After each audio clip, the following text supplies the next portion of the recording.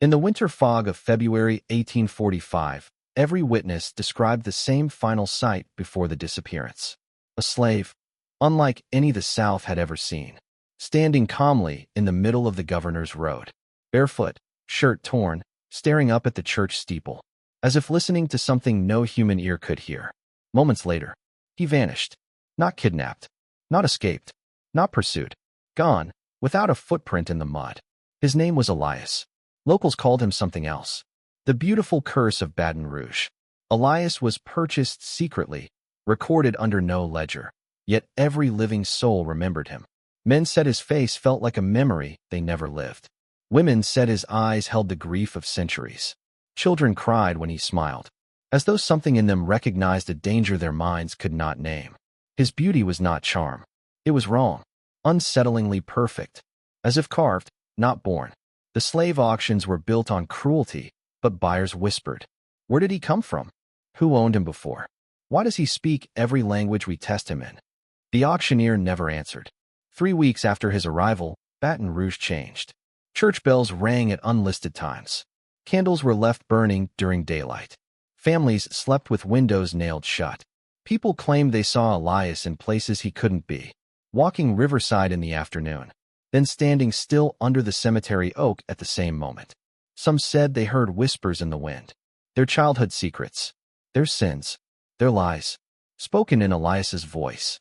The town told itself it wasn't fear. It was recognition. St. Augustine's Church, small, rotting, termite-eaten, suddenly locked its doors. Parishioners stopped asking questions. The priest stopped greeting neighbors. Hymns were no longer sung. They were chanted through shut windows in languages no one claimed to know. People walking past swore they heard weeping in the floorboards. Some others swore the building breathed. And every rumor, every whispered theory, led back to Elias. The first recorded testimony came from a seamstress who claimed she was hired to mend Elias's torn shirt. She never finished. She returned the cloth, brand new, then collapsed in the marketplace, eyes wide, voice shaking. "He's older than the stones," she said. "His skin holds stories. Not scars. Stories." She refused to explain. 3 days later, she was found wandering the riverbank at dawn, barefoot, whispering Elias's name like a prayer that had forgotten hope. A 6-year-old orphan, Thomas Reed, approached Elias in the field. Uninvited. Unafraid. Witnesses overheard the boy say, "You came back." Elias only knelt, placed a hand over the child's heart, and replied, "I never left." The boy fainted in his mother's arms and never spoke again. Doctors said trauma. The mother said curse. The priest said nothing. The nights changed first. No crickets. No owls. The air held a listening stillness. Doors trembled on their hinges though the wind was absent. Slave owners locked their slaves indoors without reason. But still they reported hearing. Their names. Their pasts. Their regrets. A voice soft and familiar, like a childhood friend long dead. Over and over. "I remember you." A northern abolitionist infiltrator documented the case. Sketches of Elias. Notes on his manner of speech. Calm, distant, never angry, never pleading. But when officials seized the journal, 90% of its pages were blank, despite being visibly written upon the week before. Only one sentence remained, pressed so furiously into the paper the pen tore through. "He has been here before."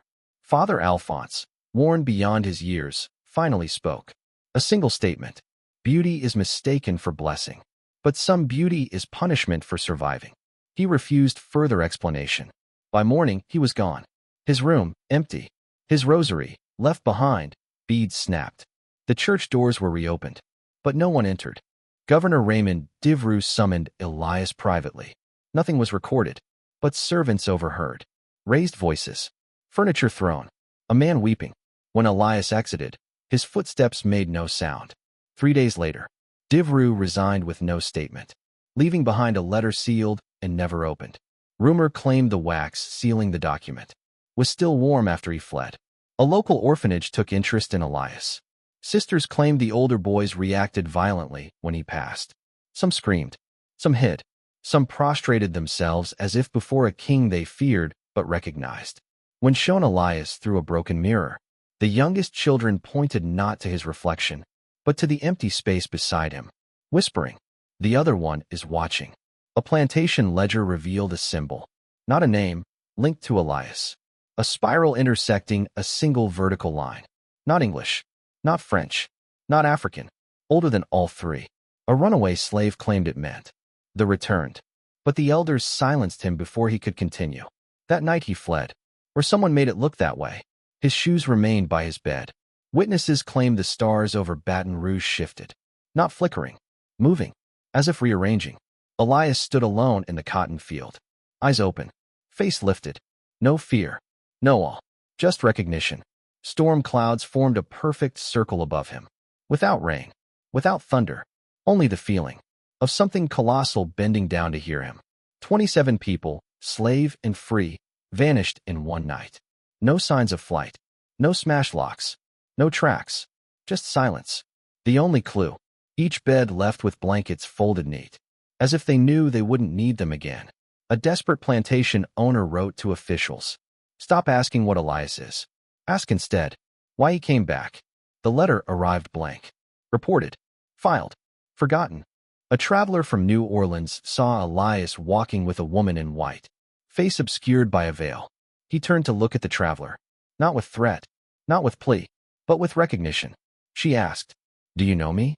He replied, "You all know me," and kept walking. But there was no footprint beside his. Elias vanished at dawn. Witnesses claimed the sunlight passed through him like mist. Some swore they heard his voice carried by wind. You built your world on forgetting. But memory does not die. His chains fell through air, landing on dirt with a sound heavier than metal should carry. Families moved away. Churches rebuilt. Stories buried. New newspapers refused to print old rumors. A history erased, replaced by silence. But silence is still a record. And what must be forgotten was once known. Generations later, renovations of old Baton Rouge churches uncovered. Symbols carved deep into foundation beams. The same spiral intersecting a single line. The wood around it unnaturally smooth, as though it had been touched for years.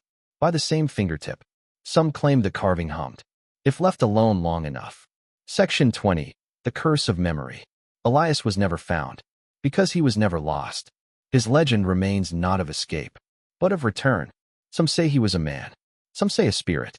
Others, a memory that refused burial. His beauty, the curse that made no sense, was the reminder carved into human history. What a people refuses to remember will someday return to be remembered. The story of Elias ends the same way it began, with a quiet voice that does not beg, does not threaten, only reminds. I never left. Fade out. End of documentary.